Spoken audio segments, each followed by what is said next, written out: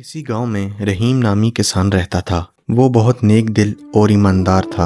अपनी ही खूबियों की वजह से गांव भर में मशहूर था। लोग अपनी चीज़ें अमानत के तौर पर इसके पास रखवाते थे। एक दिन मामूल के मुताबिक सुबह सवेरे खेतों में हल चलाने के लिए जा रहा था कि रास्ते में इसे एक थैली नजर आई। इसने इधर उधर देखकर थैली उठा ली। इसने थैली खोलकर देखी तो वो अशरफियों से भरी हुई थी। किसान थैली लेकर खेतों में जाने के बजाय घर वापस आ गया और अपनी बीवी को बताया। जब इसकी बीवी को ये मालूम हुआ कि इसमें अशरफियां हैं तो इसके दिल में लालच पैदा हुई। इसने अपने शौहर से कहा, हम ये थैली रख लेते हैं और फ़ौरन यहाँ से चले जाते हैं। शहर जाकर हम बड़ा सा घर बनाएंगे और इसमें आराम से रहेंगे। बीवी के कहने के बावजूद किसान लालच में ना आया और कहने लगा, नहीं, मैं ऐसा नहीं कर सकता। मैं इस थैली के मालिक को ढूंढकर अशरफियाँ इस तक पहुँचाऊँगा।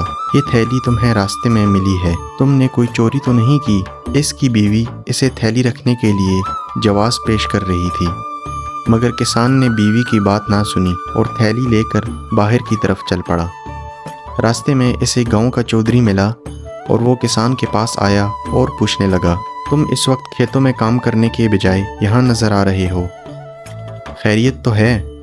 किसान ने तमाम वाक़या चौधरी को बताया और कहा, मैं इस थैली के मालिक को ढूंढ रहा हूँ ताकि इसकी अमानत इस तक पहुँचा दूँ। इसकी बात सुनकर चौधरी मुस्कुराया और बोला, ये थैली तुम्हारा इनाम है। ये सुनकर किसान हैरान हुआ और हैरत ज़दा होकर बोला, इनाम?